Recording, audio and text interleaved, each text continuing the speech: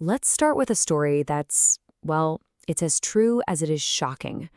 A few years back, a South Korean couple became so completely obsessed with raising a virtual child in an online game that they let their actual, real-life baby daughter starve to death. They would be gone for 12-hour stretches, sitting in a cyber cafe, feeding and caring for their digital daughter, while their real one was left alone. It's just a tragic, awful story where the virtual world didn't just compete with the real one, it won. And that story, as extreme as it sounds, really captures the core conflict we're going to dig into today, this growing tension between the digital world and our very human experience. So, just how deep does this run? Well, it all starts with this strange, modern paradox. We live in a world that's just overflowing with technology that's supposed to bring us closer together. But we seem to be drifting further and further apart. We're going to explore how we got here, how we came to love our machines, sometimes it seems, even more than each other. The scale of this paradox is just staggering. I mean, think about it. On one hand, we have never been more connected. Facebook alone has over 1 billion users. But on the other hand, we're so much lonelier. According to the U.S. General Social Survey, the number of people who say they have no one they can confide in has nearly tripled. Let that sink in. It seems like the more friends we have online, the fewer real ones we have in a crisis.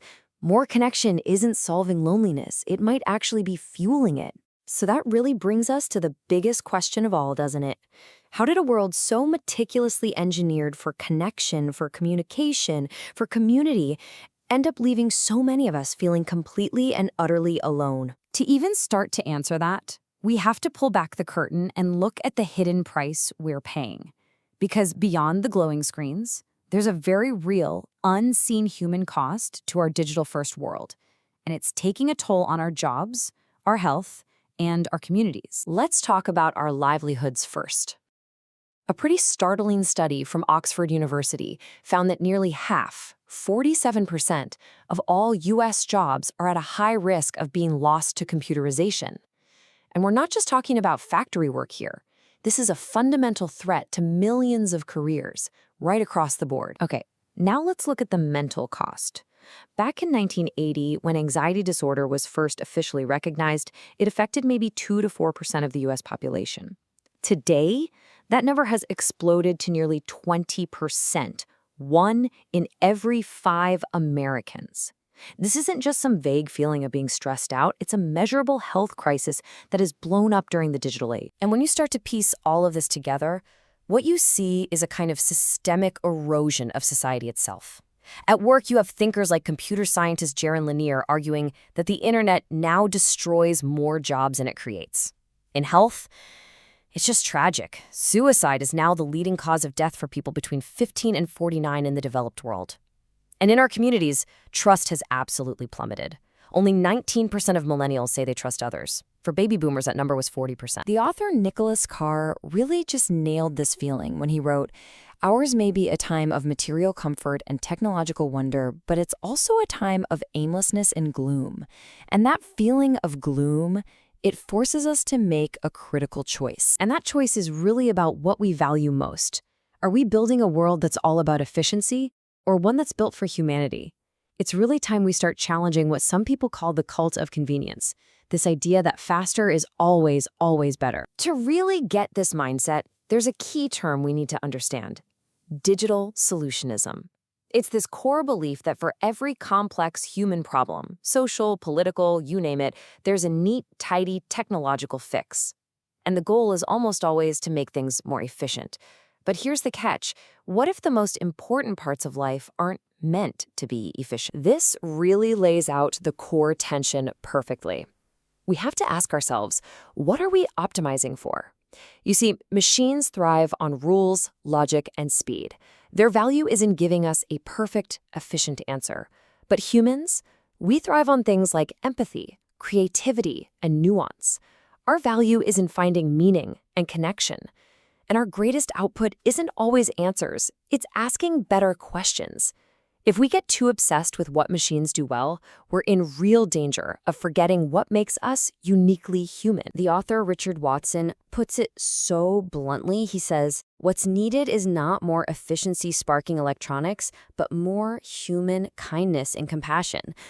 This really is a call for a fundamental shift in what we prioritize. So, where do we go from here? The answer isn't to just throw away our technology. Not at all. It's about reclaiming our future. It's about finding a new balance where technology serves humanity and we create a world that is both digital and human. So here's a powerful idea. What if we rebooted our rules for tech? We could start with a modern spin on Asimov's famous laws of robotics. First, protect humans, and that includes our long-term mental health. Second, obey human commands and have clear lines of liability so someone is always responsible. Third, protect their own existence, sure, but only with total transparency. And maybe most important, a new zeroth law. Give machines the right to appeal to our humanity, to ask us to step back and consider the greater good. It's a framework designed to put people back in the driver's seat. And this leads to some really big human-centric ideas we could champion. I mean, what if we started treating the big tech giants like public utilities?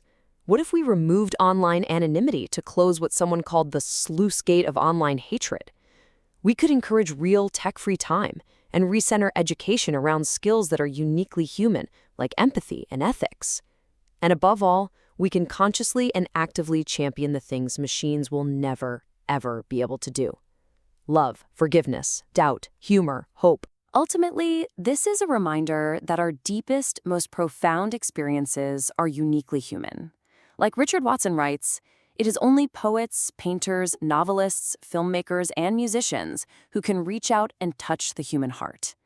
These are the things that give life meaning.